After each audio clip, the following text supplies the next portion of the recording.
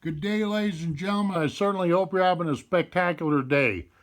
Okay, what this movie file is about is a review, if you will, not a demo, just a review on this Risen Fly ITB rod. That stands for In the Beginning. This is an 8.5-foot jobber where it's 4-piece takedown and it's 4-weight. Now, what you want to do is go to www.risenfly.com, just like what it says on this CRS card here. Can't remember squat. But go to risenfly.com. You can buy them right there. And this is definitely a good buy in a fly rod. I'm going to say that right off the get-go. Okay, let me get this little card out of my way. I got some notes on the back of this thing that I want to kind of hang on to it for a second. Okay, take a look at this case right here. This is a case that comes in. See how it's triangular shaped? That's so this outfit won't roll around so much in your SUV, pickup car, whatever have you. Okay, it's got a nice strap here in case you got a backpack in. Yeah, it's also got a sleeve right here, an identification sleeve, which is kind of nice. And of course, you can see it's marked. It's, sewn letters right there. Okay, really nice. Let's take and open up this case and get in here. And what we've got is a 4-section cloth covering for this rod. Let me set the case aside there and undo this guy here and pop the rod out. And little jabber about this guy for a second. I do like this rod quite a bit. I've put it together on many occasions and did what I call handshake tests and whatnot have you, but that's a story for a different day. Okay, let's just start right off with this handle right here. Okay, I do believe that this is anodized aluminum.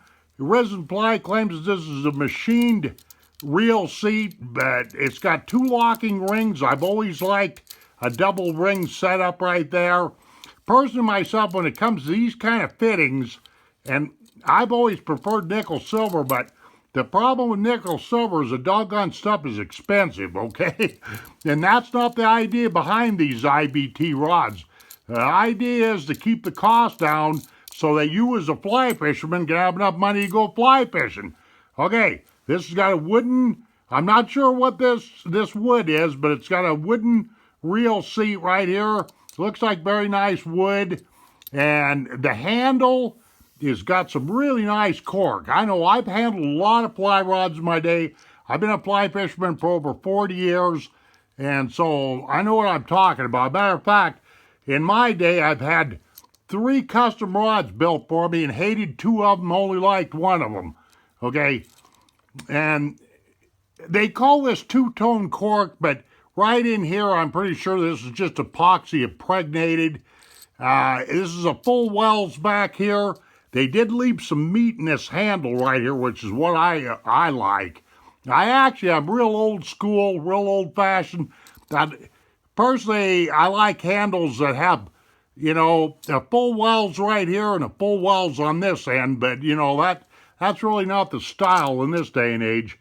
Okay, now taking a look at this rod, you can see it's marked with Risen Fly, and it's got the 8.5 foot and 4 weight, 4-piece, and like that.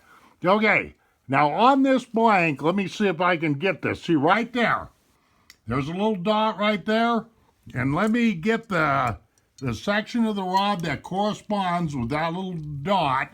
This is just to help you put this rod together better.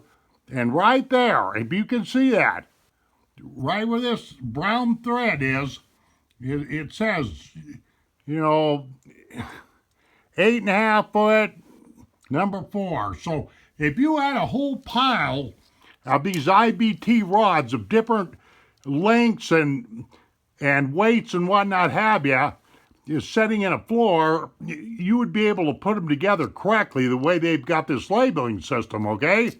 There's no ifs, ands, or buts about this. I like that. I like this outfit. Let me show you. Let me just put this together like this, okay? You see what I'm getting at here, ladies and gentlemen? Nice burnt orange on this graphite. I'm not exactly sure what modulus count that this graphite has on this rod, but I can guarantee you one thing. After playing around with this rod a lot, this rod is not stiff, because I hate stiff rods. Anybody that follows my YouTube channel knows that. And it's not a noodle rod either. It's just got a Risen Fly calls it a mid-flex, if you will, and that's about right. It's got a medium action. They say medium fast, but I do believe that the modulus count in this rod is really not all that high. But like I say, I do not like skinny, stiff rods. The reason being is because they throw too light a line, too tight of loops, and there's just some inherent problems. You got breakage problems and all kinds of things, you know. Okay, now, right, this is the first section right here.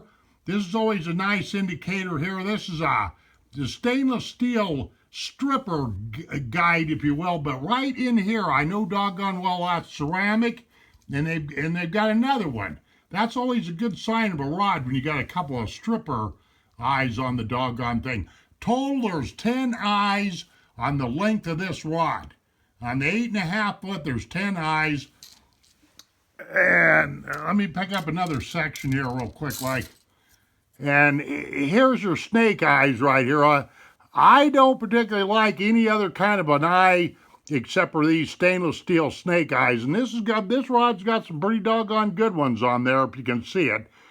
I realize my lighting is kind of weird because we're having I woke up this morning and there was snow up here in Montana, and this is just for reference purposes, April 25th. 2017, so that's the way it goes in Montana. Okay, there you can see some more of that inscribing right there. And like I say, well, let's just take this corresponding section right here and stick it right here to see. There's your dot, your reference dot. See that? Okay, that'll line up. Might as well put the whole doggone rod together while I'm at it.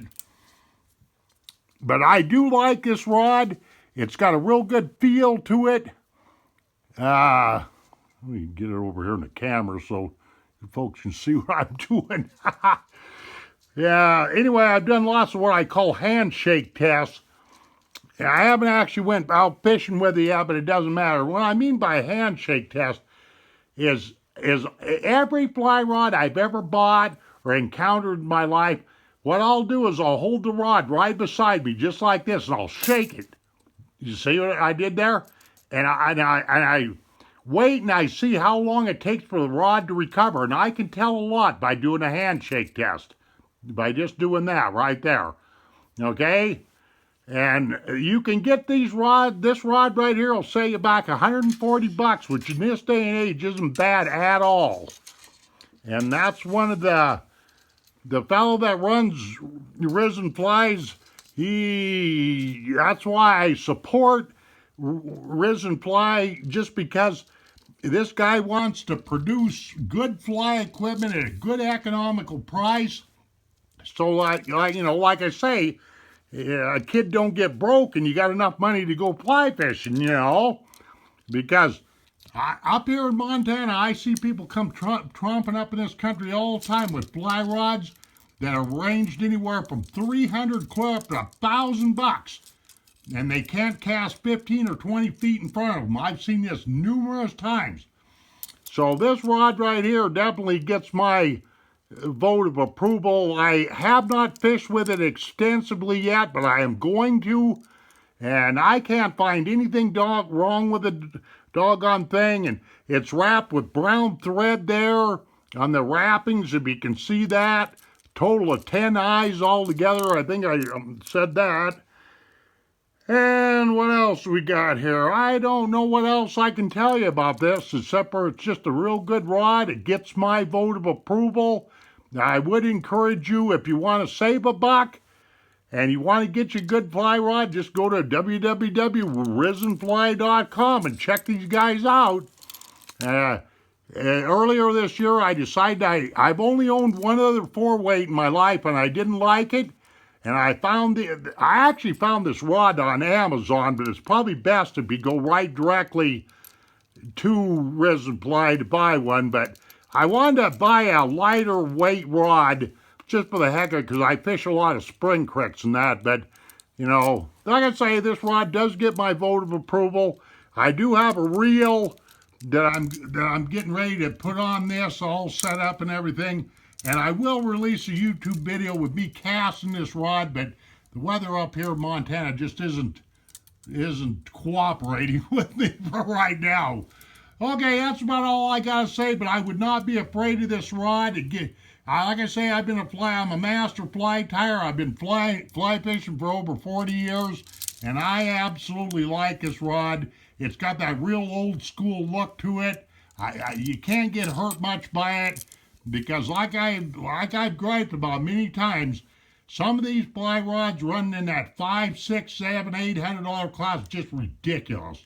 Ridiculous to spend that kind of money just to go catch a fish with a fly rod, you know. But a lot of people are under the illusion they have to spend a lot of money, you know, and get a real expensive fly rod. But experience counts more than owning a real expensive fly rod. So there you go. Check them out, guys.